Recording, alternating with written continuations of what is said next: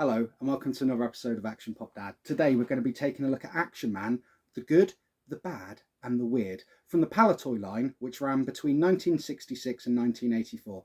I'm not going to go into the full history of Action Man because that's already been done fantastically by Tony Roberts of Analog Toys.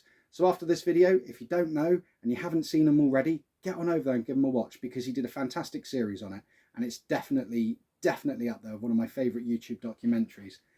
Today I'm really excited as well because I've actually managed to rope in the help of a friend, Dave from Vintage Toy Rush, and he's going to be looking at the good and the bad and the weird with me. So with that said, shall we get straight on with it and go take a look? I think we should. Come on then. Okay, so in front of me here I have a selection of what I consider to be Palitoy's good, the bad and the weird. I've also included an Action Man Basic Soldier, so we've got something to contrast the more unique versus the more traditional against. And the first figure I would like to take a look at in this line is Atomic Man.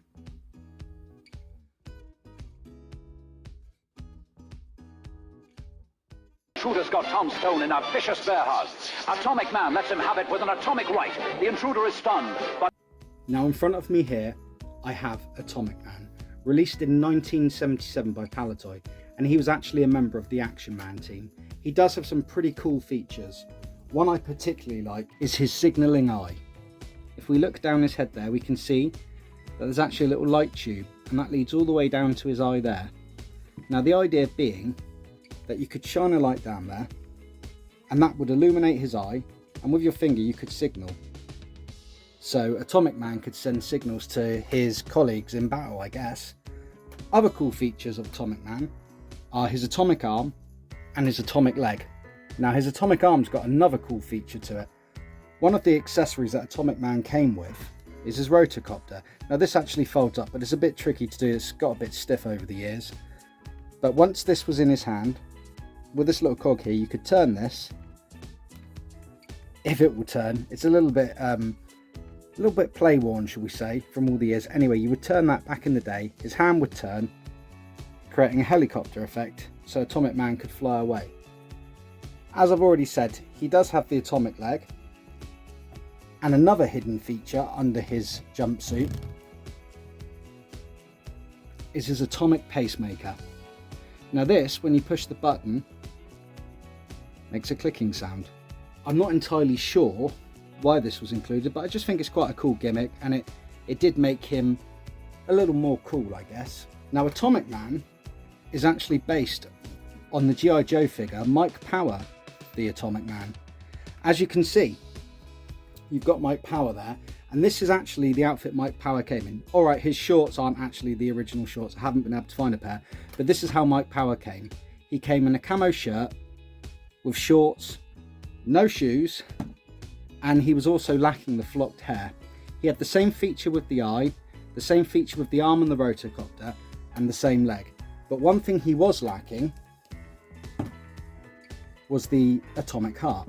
Now originally this was released by Hasbro in 1975, and the reason for that was because Hasbro failed to secure the license for the $6 million Man toys, and Kenner ended up with it. Hasbro actually managed to get this guy out to market first, which was clever on their part because it meant that they could get some of the money from the $6 million Man success. Now if you actually pop a $6 million Man figure in here, I'm not going to go over his features, but if you know anything about this toy, you can probably see there are some similarities. Atomic Man's always been a favourite figure of mine in the Action Man line. He does have a unique head sculpt, and you may notice that his scar is actually on the opposite cheek to your standard Action Man. Some people in the collecting community do take the mick out of him a little bit because it does appear as though he has an extra long neck, and I have heard him nicknamed Giraffe Neck a few times online, but I just think it adds to his charm. Anyway, I am going to rank Atomic Man definitely as one of the weird. Now the next figure I'm going to look into is also a member of the Action Man team, and that's Bullet Man.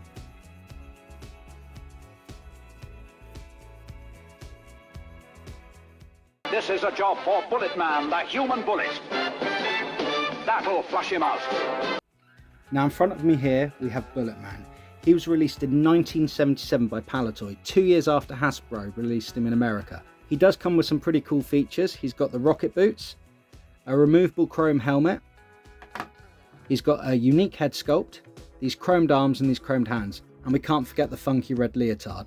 On the back of that, there's some metal hoops, and he came with some string wrapped around some cardboard. It's called his flight line, and what you would do is you would thread the string through these hoops, pop his helmet on him, tie the string one end of the room, tie at the other end, and let Bullet Man slide down at headbutting his enemy. And that's actually showcased in the advert put out by Palitoy, and I think it may have been also shown in the Hasbro advert for Bullet Man. Now, Hasbro's version, as I say, was released 2 years before in 1975, and there are some subtle differences. The helmet has smaller eye holes on the Hasbro version, and the boots didn't have rockets on. I guess Palitoy wanted to give a reason why Bullet Man could fly. There is no other figure like Bullet Man in the Action Man line or the G.I. Joe line, and he's just so odd looking. He is based on a 1940s comic book character called Bullet Man, and I will flash an image of him on the screen. Tony Roberts from Analog Toys has done a pretty cool history of Bullet Man covering all of that, so please do go and check it out after this. Bullet Man, for me, definitely falls into the weird category, but I'm also going to put him into the good category because he's so funky and so unique, and I love this guy. He is a bit hard to get hold of these days, but if you can get one, chances are he'll be in a little bit of a rough condition. But don't worry, Dave from Toy Polloi did a 3-part series on restoring one of these, and I used those videos to restore my own. As I say, this guy is definitely weird and good. Now, the next figure I want to take a look at is Captain Argon.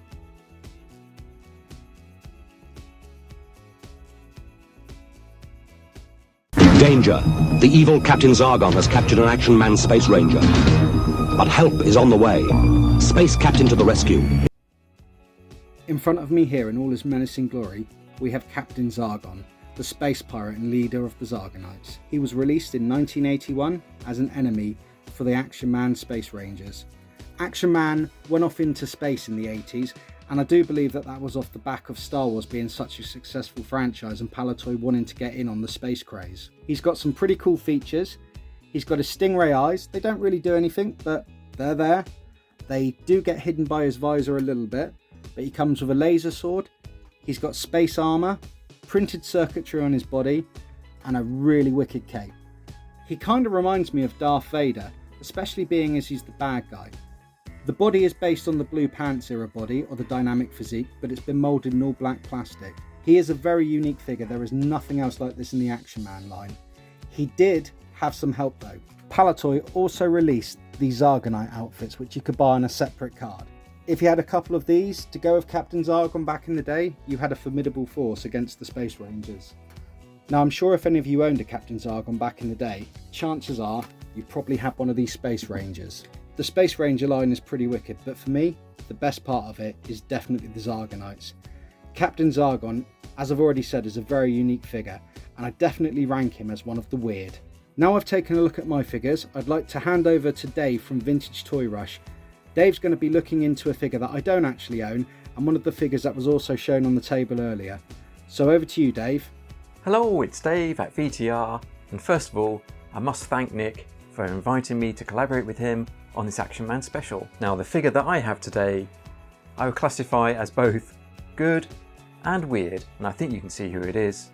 It is Rom, the Space Knight. Palitoy licensed Rom back in 1980 for the Space Ranger line. In fact, you can see a Space Ranger just over here. Actually, Rom was first released way back in 1978 by the Parker brothers and sold in the US. Nice box design though. I wonder if Nick's channel design has been influenced by this. We can see we've got the Action Man Space Ranger logo at the top. We also have the Palitoy logo there at the bottom. There is a flap on the front which we can open, and it reveals a window through which you could see the toy, and then inside the flap we have all the features that you can play with, which we'll see in a moment. Why do I like this Action Man figure? Well, for me, it's all about the lights and sounds. This thing is even programmable. ROM is an acronym for read-only memory, a computer term, so you can see they were really pushing this as a futuristic toy. Mind you, it is weird. It's got these spindly long arms with shoulder joints. The legs hardly move.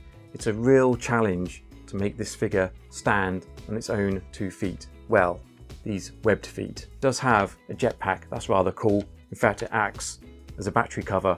In there we've got an old school 9-volt rectangular battery. It's got this sticker, electronic product, do not drop. And this thing comes alive. We've got 2 red eyes and a pulsating red light on his chest with a continuous beep to let you know that all systems are good. In the box, we also got this leaflet. On one side, it shows you the instructions for programming ROM, and on the other, we have this comic strip that introduces ROM into the Space Ranger line. Whilst ROM is patrolling a distant planet, he encounters a battle. ROM points his analyzer at one of the groups and determines that they are indeed evil. He then summons his neutralizer and zaps them. ROM finds out he's not alone in his fight against evil, but who are the enemy? It's the intruders. I like this guy, I like the intruder. I know if you asked 100 Action Man collectors for their top 5 worst figures, this will top the list every time. But I think he's quirky. I mean, look at that face, look at that beard. He's also got this bear hug action. I know he doesn't look like any other Action Man figure. He's got this weird gold armor as well. I don't know, I'm gonna stick up for this little guy. Let's program ROM. I've got the instructions up here, we've got the accessories here. Program number 1, very simple. We're gonna activate the rocket pack. We just press the left button on the back once, then we press the activate button. The respirator this time. We're gonna press the left button twice, and then we activate. The wonderful sounds of the 70s. Program number 3 is the translator. Let's slot this in, like so. We also need an additional light, which comes on the end of this cable. We plug the cable into the side of ROM, and then we insert the bulb into the back of the accessory. 3 times on the left button, 1, 2, 3. We have a translator. Program number 4, the neutralizer. Very similar to the translator. We slot the accessory into his hand with 4 presses of the button. 1, 2, 3, 4. Finally, we have program number 5, the analyzer. 5 presses of the button. 4, 5. If you get 1 gong, you are good. If you have 2 gongs, you're evil. Let's find out what you are.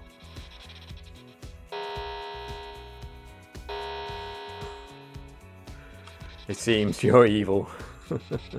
And there you have it, the ROM Space Knight, both good and weird.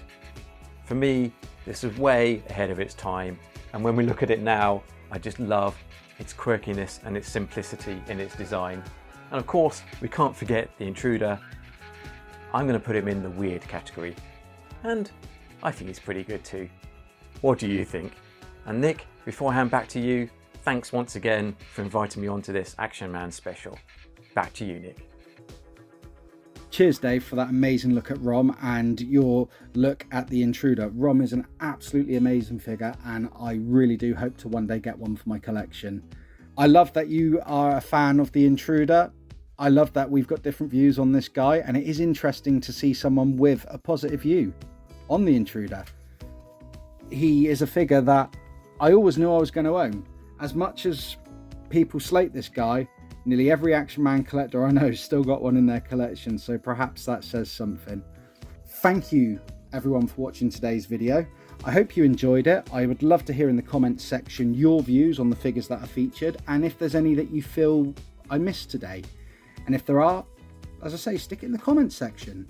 I'll take a look, and perhaps this could be revisited in the future. Massive thanks again to Dave from Vintage Toy Rush. I've loved doing this collaboration with you. It's been my pleasure, and thank you for coming on and helping me out with this.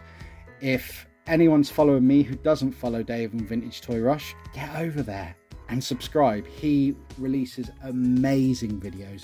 His restorations are top notch, and he's always got amazing views on the toys that he's looking at. So anyone who enjoyed today's video, if you want to chuck a like on this video or subscribe to the channel if you haven't already, that would be appreciated. And I look forward to seeing you in the next one. Cheers.